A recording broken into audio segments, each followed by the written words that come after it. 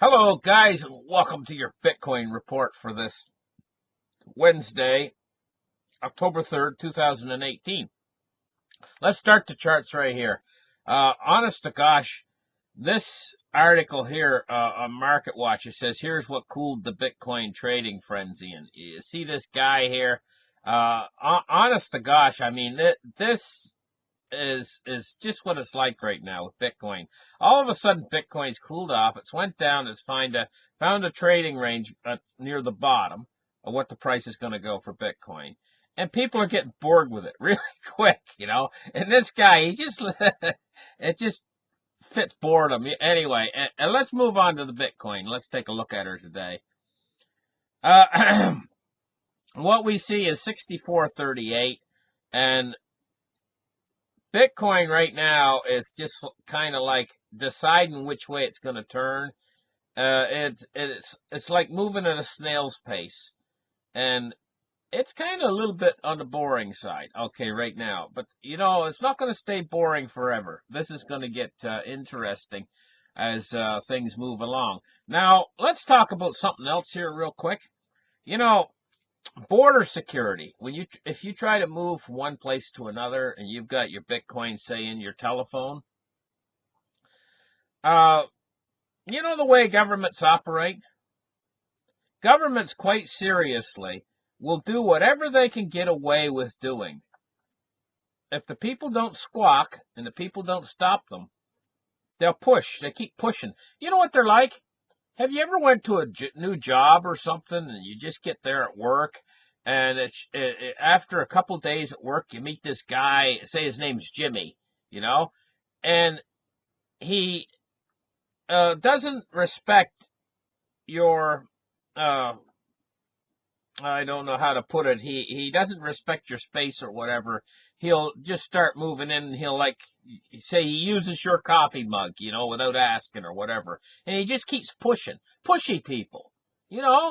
They don't know where there's boundaries. There's different kinds of people out there. Some people are respectful of you, and they'll always be respectful of your space and your things and whatever. You always end up working with somebody, though, that's a pushy person. And you have to set the line with them. You have to tell them, hey, you know what? You have to set a boundary. It's much better with a person like that if the first time they try it on, you give them a little cuff.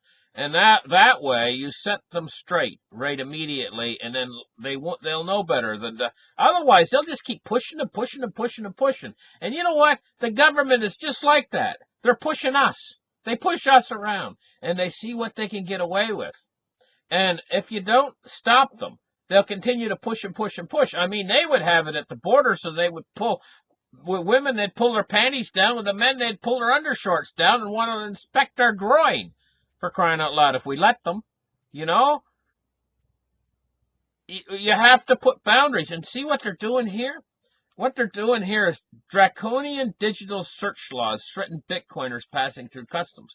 Well, it turns out there's just one country that's doing this, New Zealand. And they're not doing very many people. They're just doing a few people. New Zealand is. Like just occasionally they're doing a person. But that person, after they've had them go through their phone and they've had to give them their passwords to their cryptocurrency wallets, you know how that person feels? They feel like they've had their privacy explored. Almost like the government has pulled their pants down and looked at their groin and inspected their groin. That's how they feel. They feel somehow violated. They feel the same way as if you come home after you've been away on a vacation and somebody's went all through your things in your house and stole stuff and everything's on the floor. You feel violated.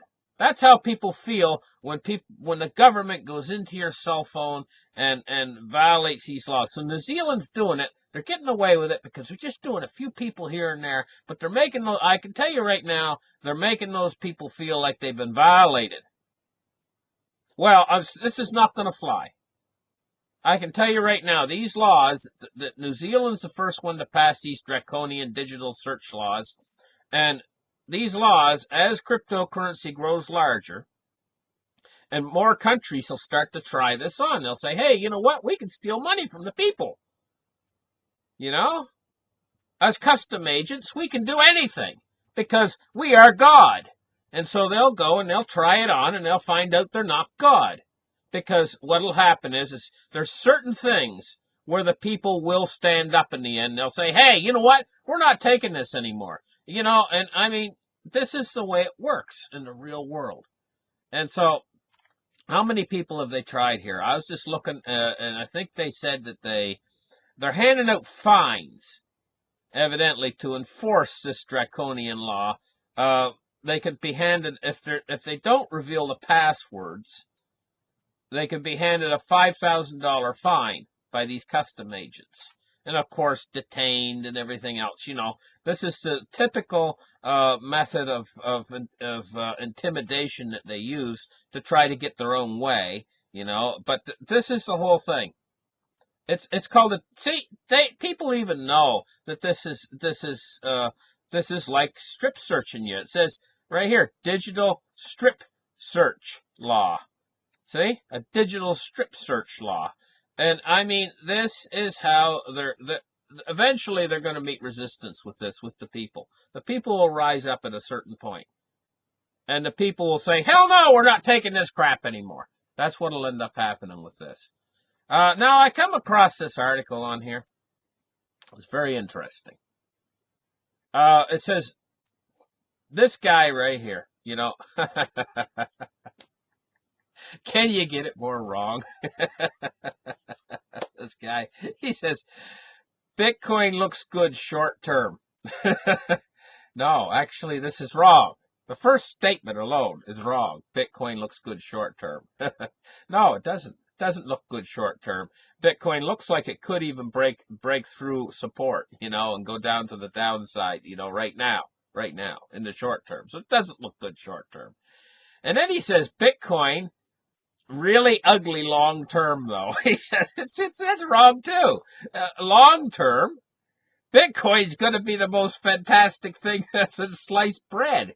You know, at a certain point, after it's done this downturn in the short term, it's going to go upwards to the heavens. So he's got it wrong on both counts, you know, this guy.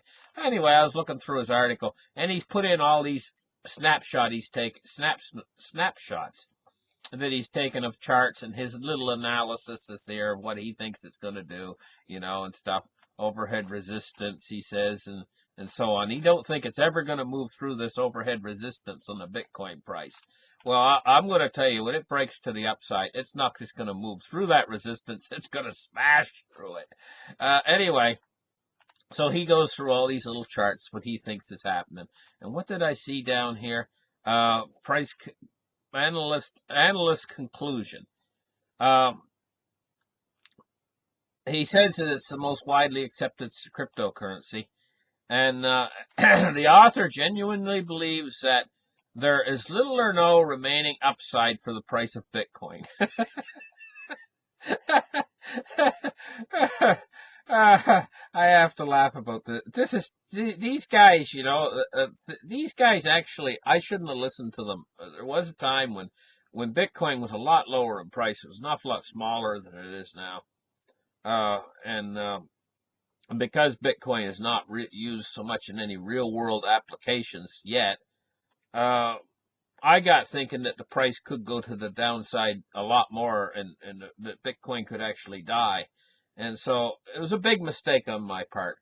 I realize now that this is something that's being rolled out to be the cryptocurrencies, I mean, in general, not just Bitcoin, but all the cryptocurrencies. This is being rolled out this is actually being rolled out by deeper interests within the I don't know what you call it, deep state or whatever, to become the next world reserve currencies, you know. And it's amazing, but true that it's just a weird situation we're in right now, you know, with the way fiat currencies is getting ready to go down in flames. And when we'll find that whenever a country experiences a hyperinflation, that always they have to reach out for something like if you go to Venezuela, they're reaching out to the U.S. dollar as a means of trade, you know. Oftentimes it's been the dollar. Countries experience a hyperinflation and they go to the dollar. They use that instead. In this case, there's going to be a worldwide hyperinflation where the dollar is going to be the problem. So they're going to have to reach out to something else. What they're going to reach out to, for a lot of time, we've been thinking gold and silver, but cryptocurrencies. I'll tell you what. When I sold my Bitcoin back when I thought Bitcoin was going to die, I had that belief that I knew that we were going to go into a hyperinflation at some point in the future. It's assured. And I had the belief that it was going to be gold and silver that were going to become the reach out to thing during the hyperinflation. And I still think that gold and silver are going to do very well during the hyperinflation, but I've changed my way of thinking, and I think cryptocurrency is what they're going to reach out to. Basically, it's almost like a person that's drowning, and if you throw them a life preserver, they reach out and grab a hold of it with desperation. And this is where the world's going to be when the fiat currencies are dying. They're going to jump in desperation to try to grab something to save themselves, and what they're going to grab is cryptocurrencies. And the cryptocurrencies are actually preparing themselves. They're positioning themselves in use case scenarios to accept this trade, this voluminous trade that's going to come when the world's fiat currencies die. So listen, thank you guys for listening. Like and subscribe, and we'll catch you in the next episode. Bye-bye, guys.